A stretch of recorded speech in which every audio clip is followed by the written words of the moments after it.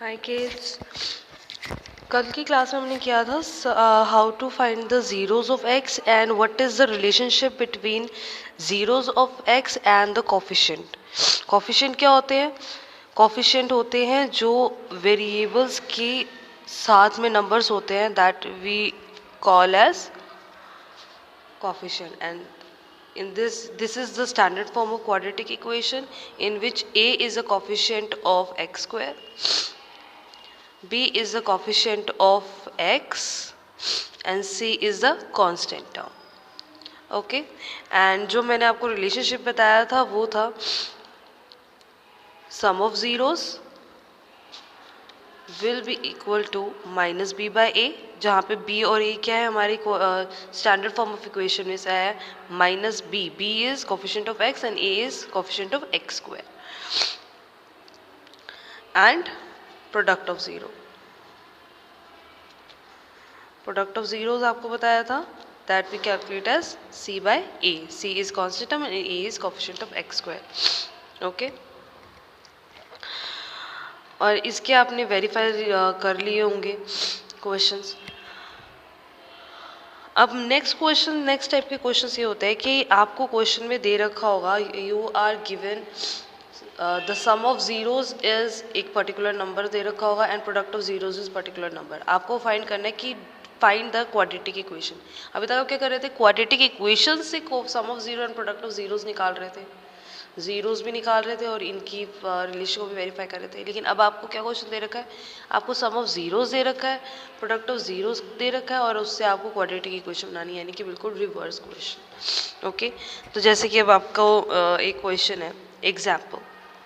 Okay, example 4 है आपकी book का। Find the quadratic polynomial the sum and the product of whose zero. आपको quadratic polynomial बताना है जिसका sum and product of zeros are -3 and 2 respectively, यानी कि आपको दे रखा है sum of zeros is equal to -3 and product of zeros is 2। Okay, so first you will write कि सम ऑफ जीरोज का फॉर्मूला क्या होता है। How do you write sum of zeros? Minus b by a, and this is c by a. जिसके नीचे कुछ नहीं तो ऑब्वियसली 1 है। तो एज इफ वी कंपेयर, हमारे पास दोनों चीज़ों में a हमारा 1 आ रहा है, right? So by comparing we can say that a equals 1, b equals 3, not -3 क्योंकि माइनस से माइनस कट जाएगा, आपका आंसर आएगा 3 प्लस का 3, एंड c इज़ 2। अगर यहाँ पे हमारा -3 ना होता +3 होता सम ऑफ जीरोस का आंसर, तो ये आपका -3 होता b। या क्या सबको कंसेप्ट बताइए? आपके पास a आ गया, b आ गया, c आ गया। अब how will you right the quadratic equation? Therefore the required equation will be, हमारी जो स्टैंडर्ड फॉर्म थी उसमें आप a, b और c की वैल्यू पुट कर देंगे, तो 1x² plus 3x plus 2, that is our required equation. ये तो था सिंपल। अगर आपको दोनों में a आपका सेम है, लेकिन अगर that is my imaginary example, ठीक है, ये बुक का नहीं है। अगर आपका sum of zeros, if sum of zeros आपको दे रखा है -3/2, ओके, एंड प्रोडक्ट आपको दे रखा है, प्रोडक्ट ऑफ जीरोज आपको दे रखा है 2। तो जब आप कंपेयर करोगे तो how will you write it as -b/a, और इसको आप क्या लिखोगे? c/a। तो कंपेयर करोगे तो हमारा a क्या है? अलग अलग। तो आपने ये देखना है जिसमें a बड़ा है, जैसे यहाँ पे 1 है या 2 है, या फिर चाहे अलग अलग हो, बड़ा हो छोटा हो, दैट डजंट मैटर।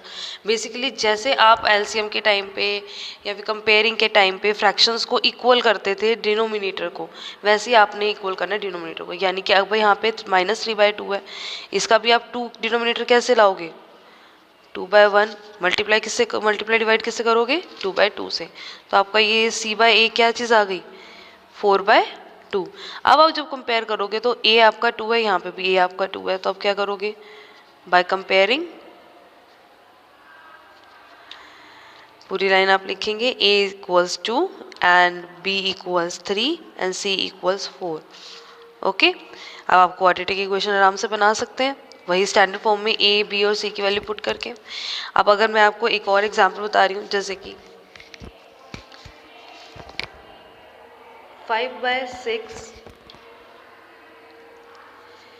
ये आपका है सम ऑफ जीरोस। ओके, और प्रोडक्ट ऑफ जीरोस आपका है 1/5। ओके, कोई माइनस नहीं है, 5/6 एंड 1/5। तो how will you calculate? This is b by A minus b by A and this is c by A. तो दोनों के डिनोमिनेटर अलग है, कोई बड़ा छोटे से कोई नहीं। आपको डिनोमिनेटर सेम करना है तो कैसे करोगे? इन दोनों को सेम करोगे। तो हाउ विल यू राइट? 5/6 को 5 से मल्टीप्लाई डिवाइड और इसको 6 से मल्टीप्लाई डिवाइड। जब आप निकालेंगे तो क्या आएगा? 25/30 और 6/30। ओके, अब जब आप कंपेयर करेंगे तो आपका a तो आएगा 30, a आएगा 30, c आएगा 6 और b क्या आएगा? Minus B is equal to 25। तो b हमारा क्या होगा? -25। इसलिए मैंने इसमें पॉजिटिव वाला लिया था क्योंकि माइनस बी बाई ए है, तो माइनस बी अगर 25 है तो b हमारा हो गया -25। This is the concept of doing that kind of question. अब एक कंसेप्ट और होता है सम ऑफ जीरोज और प्रोडक्ट ऑफ जीरोज में। अभी तो मैंने आपको बताया क्वाड्रेटिक इक्वेशन जिसमें स्क्वायर पावर होती है, राइट। अगर आपके पास क्यूबिक इक्वेशन आ जाए जिसके अंदर हाईएस्ट पावर होती है क्यूब, उसके पास स्क्वायर हो, एक्स हो, जो भी हो मैटर नहीं करता, बेसिकली हाईएस्ट पावर आपकी क्यूब है। इसका मतलब क्या है? एक्स की पावर एक्स की वैल्यूज कितनी आएंगी? Number of values of x will be 3, right. तो 3 आएंगे। तो सम ऑफ जीरोज में और प्रोडक्ट ऑफ जीरोज में जब आपकी दो वैल्यूज थी तो दो वैल्यू के अकॉर्डिंग आपने क्या किया था? दो वैल्यू के अकॉर्डिंग आपने दो रिलेशंस निकाले थे, सम ऑफ जीरोज और प्रोडक्ट ऑफ जीरोज। तो इन तीन के उसमें आपको क्या होता है? इसमें आपके तीन रिलेशन बनते हैं, sum of zeros and product of zeros में भी आपके दो तरह के बनते हैं, product 1 and product 2 of zeros of course. Okay, अब रिलेशन ध्यान से देखना। पहले मैं आपको स्टैंडर्ड फॉर्म दिखाऊंगी। स्टैंडर्ड फॉर्म क्या होती है? ax³ plus bx² plus cx plus d। यहाँ पर आपका ये बन गया coefficient of x³, coefficient of x² and c is coefficient of x and constant क्या बन गया हमारा? d। ये चीज़ आपने ध्यान रखनी है। ओके, अब ये रिलेशनशिप ध्यान से देखिएगा। ये आपका रिलेशनशिप पेज नंबर 32 पे भी लिखा हुआ है, लेकिन मैं आपको समझा रही हूँ, थोड़ा सा ध्यान से देखना।